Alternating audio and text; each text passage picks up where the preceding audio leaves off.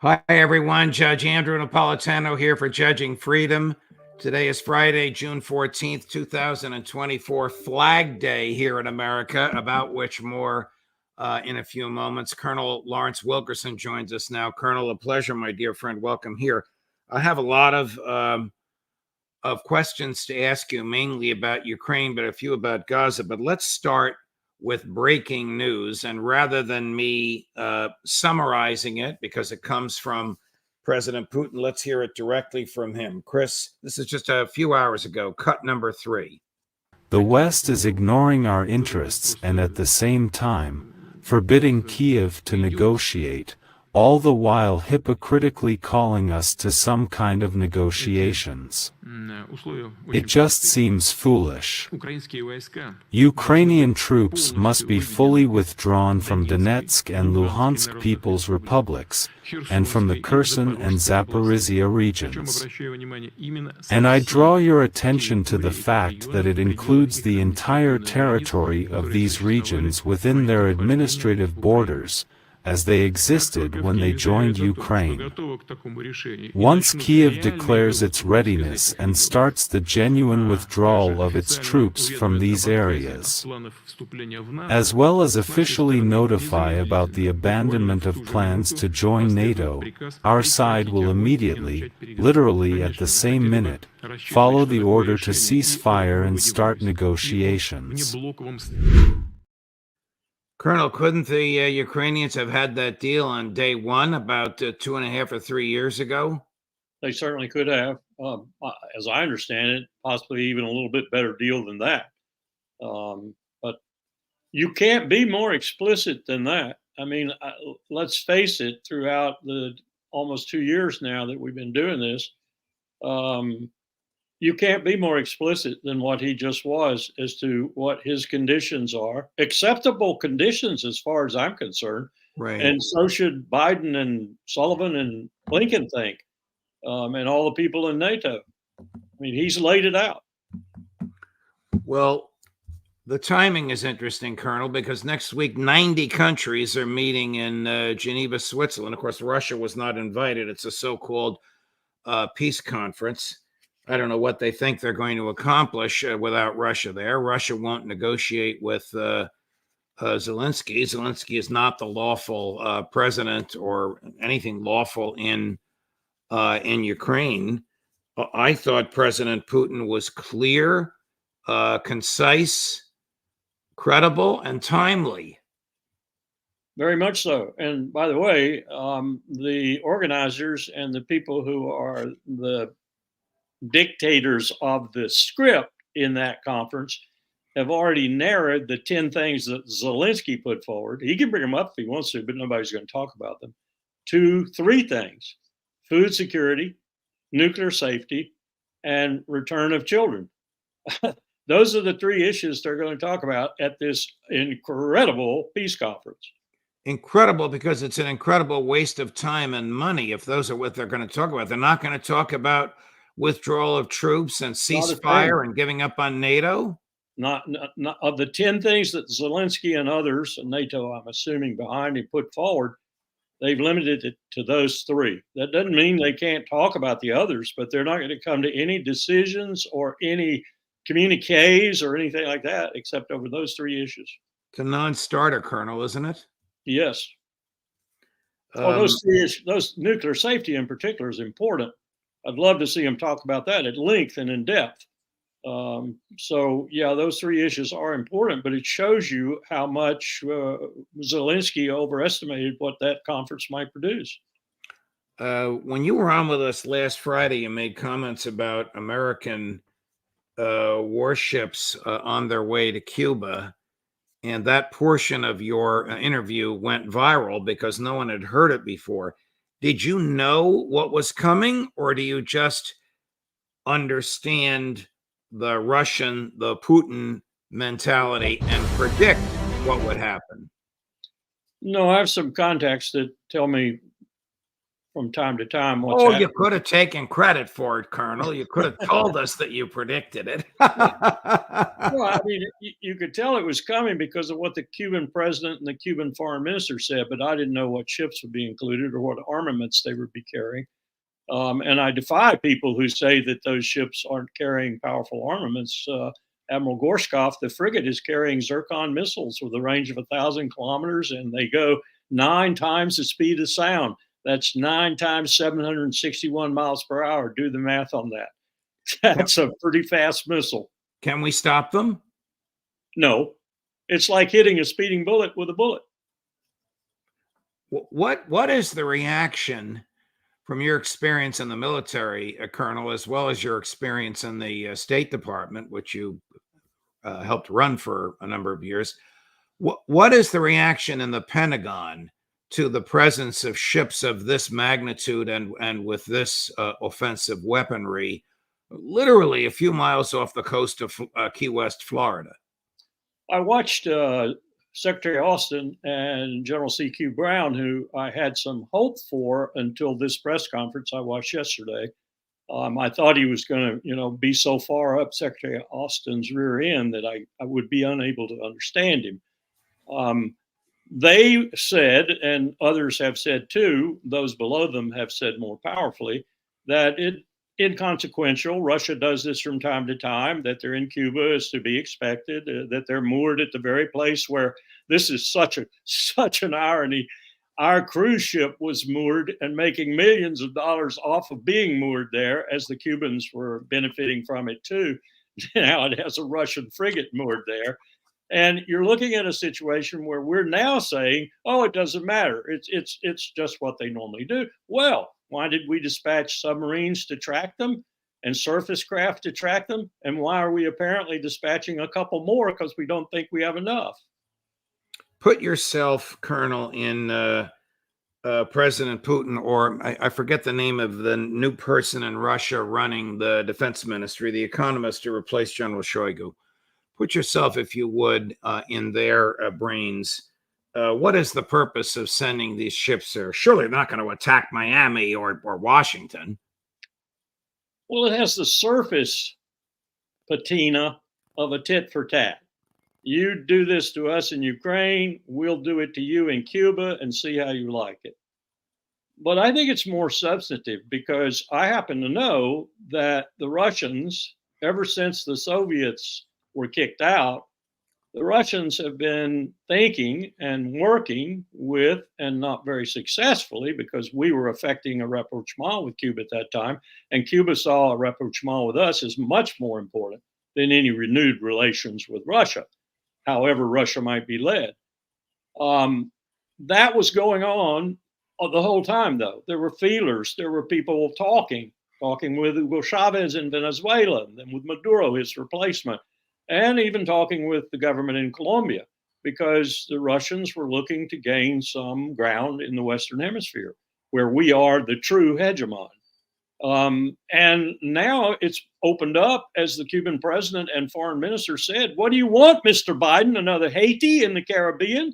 It's opened up. So Russia's back. So President Obama began the rapprochement as earnestly as he could from just the executive branch. He wasn't going to get it out of the Congress. And then maybe there was a method to his madness to make a rapprochement with Washington, as you just indicated, Colonel, be much more desirable than a rapprochement with Moscow. And then President Trump came in and undid everything that President Obama did for whatever reason. And we're back to where we started. But when these Russian ships arrived either yesterday or the day before, after you gave the cue, kidding, they got a 21-gun salute in Havana Harbor. Yep. Is that, I know that's symbolic and not substantive, or am I wrong? Is there some significance to that? Well, the fact that they did it, it is symbolic, but the fact that they did it, and it was not a quiet thing, it was a ceremonial occasion, means something. And let me just say this. I'm no fan of Donald Trump. Don't get me wrong there. I'm not a fan of Donald Trump. But Donald Trump didn't have an anti-Cuban bone in his body. What happened was exactly what I told the Cubans would happen when they asked me, what does Trump mean? I said, it means you'll be totally ignored, or it means because he doesn't give a damn about you, all the people underneath him who do are the bad people, the bad Republicans, and they'll go after you with a vengeance. Well, And that's what happened. This is Mike Pompeo on steroids. He was This the is Secretary Pompeo, of this is State. Cleaver, this is all the people he put on the subterranean NSC, for example, to manage Latin America. They didn't have any supervision, so they went after Cuba with a vengeance. They got them put back on the state sponsors of terrorism list, which is absurd. Draconian sanctions. Cuba hasn't sponsored terrorism in 40 years, if they ever did. So we ruined a very good program that was making sure Cuba was our friend indefinitely into the future. What does this anti-Cuban crowd in the State Department hope to accomplish? Castro is dead. Those people have suffered for so long. They're still driving famously 1956 Chevrolets. What do they think they're going to accomplish by clamping down on this island? Actually, we made a bifurcated society in Cuba now, because with the remittances coming out of Florida and the enterprises that were started, these people are entrepreneurial par excellence. The Cubans are the most entrepreneurial people in Latin America. And they created an upper class now. They're making money, that upper class, because of the remittances that came out, investing in their restaurants and their auto mechanic shops and everything else. So you do have a divergence in Cuba now. So we actually made the situation even worse for them, because now they do have a capitalist market oriented top that is getting wealthy, and a whole bunch of 10 million people who are very, very poor. That's the reason they had the protests in Santiago de Cuba just recently. And what did we do? We threw the CIA into that to make them even worse. That's when the president said, what do you want, Biden? Another Haiti in the Caribbean? Because that's what you're going to produce. And now we have the Russians. How do you expect the State Department to respond to President Putin's overture, which included a truism that we all know? Washington won't let Kyiv negotiate, period, end of story. But how do you think the White House or the West Wing or Foggy Bottom, where you used to work, will respond?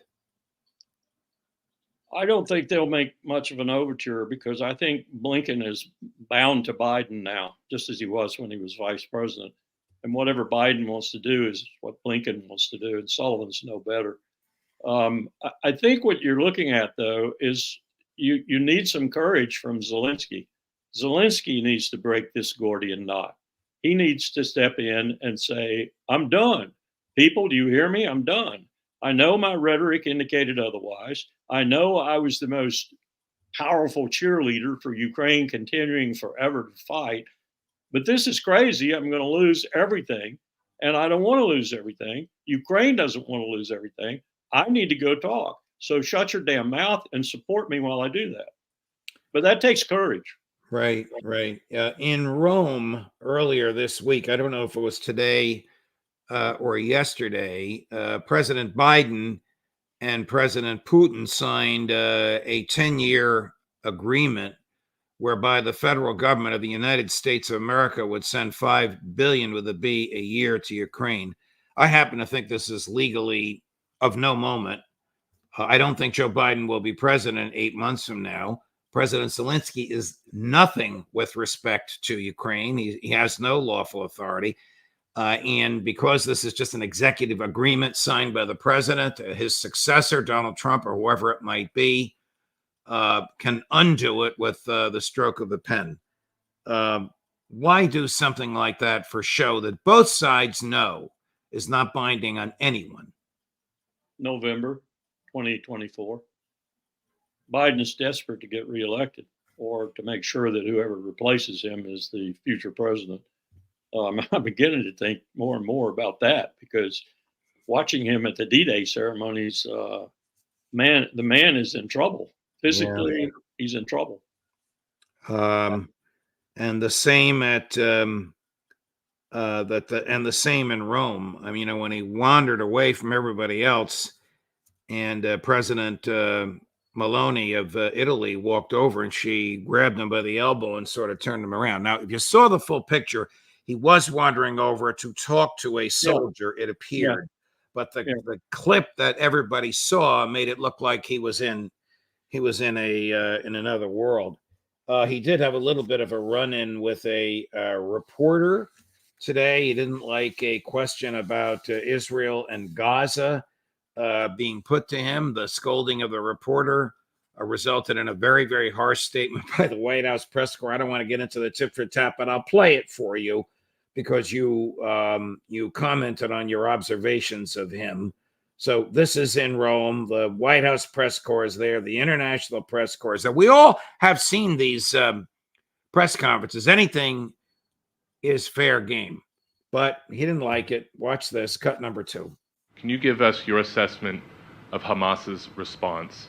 And do you believe that they are trying to work towards a deal, or is this response working against a deal? And what is your message to allies, including those here at the G7, about what more, if anything, the U.S. can do to drive towards a peace agreement? Thank you. I wish you guys would play by the rules a little bit. I'm here to talk about a critical situation in Ukraine. You asked me another subject. I'll be happy to answer it in detail later. But the bottom line is that we've made an agreement. I've laid out an approach that has been endorsed by the UN Security Council, by the G7, by the Israelis, and the biggest hang-up so far is Hamas refusing to sign on, even though they have submitted something similar. Here's what the White House press corps said, quote, excuse me for looking away from the camera. While the White House does determine the number of reporters the president will recognize, it is up to professional journalists to decide what to ask. Any leader may prefer that reporters ask only one question or ask only about a topic that is of most interest to the president or another world leader, but a free press functions independently. Absolutely. I remember when Powell went out to talk with the Indian foreign minister, and they had a joint press conference, and every question, and this was 2003, late 2003, every question was on Iraq. The Indian foreign minister looked like, do I get a question? Everything was on Iraq. But Powell kept his cool and answered the questions. This was another sign, and he lied. He flat lied. Now, I don't think he knows he's lying, President Biden, because he insinuated that everyone agrees, including the UN, except Hamas. That's bullshit. Israel doesn't agree. Israel is a major impediment to this deal that Joe Biden's credit to Netanyahu. It's bull. It's absolute bull. Watch this, Colonel. This is not your favorite person, nor mine, nor that of the audience. Admiral Kirby saying the proposal is an Israeli. I don't believe this for a minute, but you're going to see him say it 3 times. Cut number 9, Chris. That proposal, an Israeli proposal, has been given to Hamas. It was done on Thursday night, our time. We're waiting for an official response from Hamas. We would note that publicly, Hamas officials came out and welcomed this proposal. This was an Israeli proposal. We have every expectation that if Hamas agrees to the proposal, as was transmitted to them, an Israeli proposal, that Israel would say yes. This is not an Israeli proposal. If Benjamin Netanyahu accepts this proposal, correct me if I'm wrong, his government collapses because the right-wingers will withdraw their support and he won't have a majority in the Knesset. Absolutely correct. Absolutely correct. And Netanyahu has as much as said that. Right. But the president, Joe Biden, the Secretary of State, Tony Blinken, Admiral Kirby, who really has no credibility at all, really, want us to believe that this emanated from the Israelis. This must be a political stunt that, according to Cy Hirsch, whom we both know and admire, emanated with the campaign of Joseph R. Biden for re-election. I would guess that too. And I must say, I have a little bit of empathy and sympathy for Admiral Kirby. I don't care for him at all. He's too wheedling and too covering the rear end of everybody around him all the time. But I feel sorry for him. They should let him go. He should get back to a ship, back to something that's Navy. He doesn't do this very well, and he's been murdered and murdered again and again and again. They're relentless in murdering him. Yeah. And it's not doing the administration any good. I would replace him with someone who's a little more deft and a little better at, so shall we say, chocolate coating the lies that come out. Right.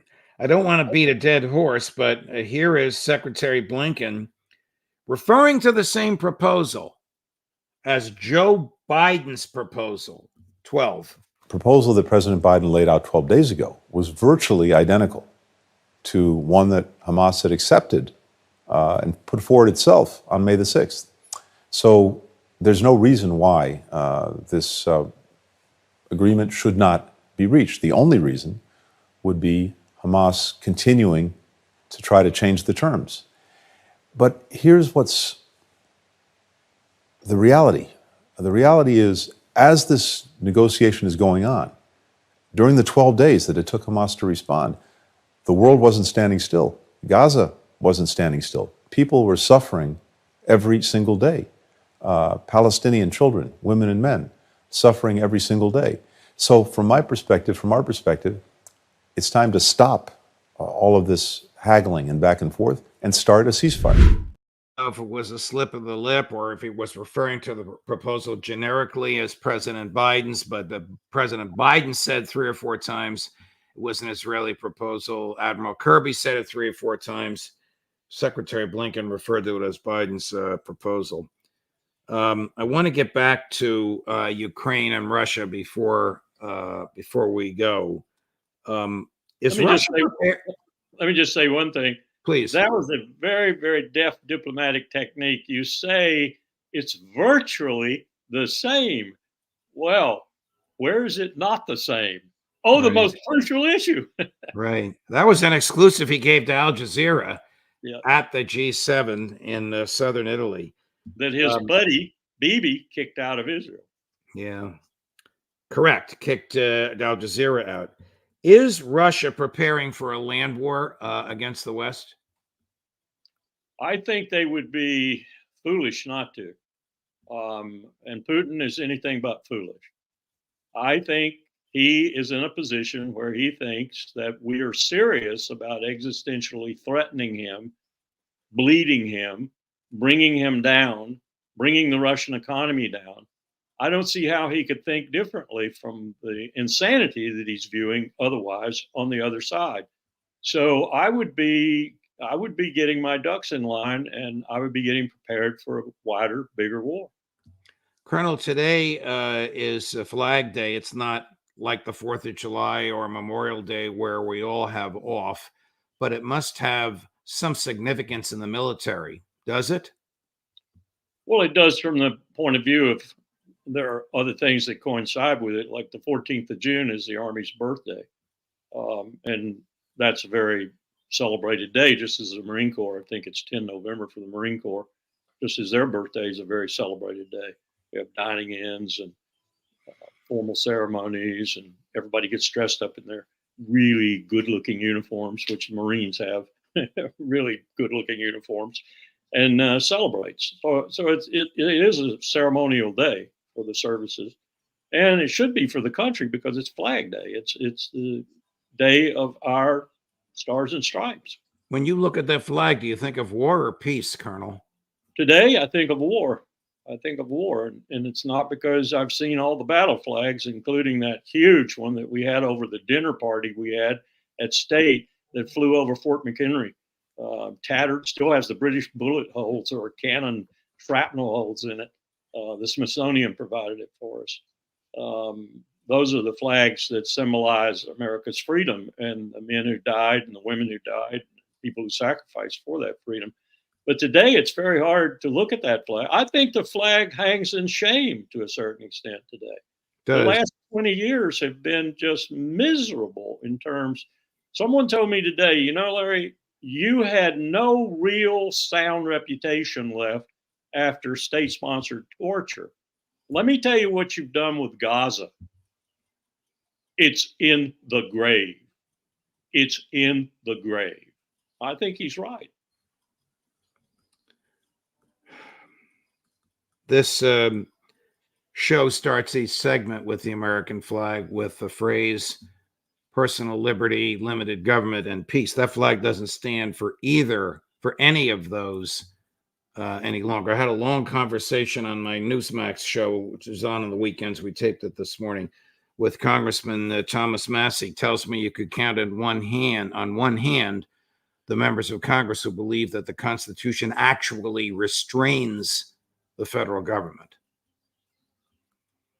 I doubt there's there's probably a dozen. Wow. I don't think there are very many people, and I can testify this from personally speaking with some of them, who even know the Constitution in any real way. Even though every one of them has taken the same oath you took, the same oath I took, same oath Joe Biden took, the same oath a school board janitor takes, which is to preserve, protect, and defend it. Many of them, I think, believe it's an anachronism. Yes. They think it's antiquated. Yes.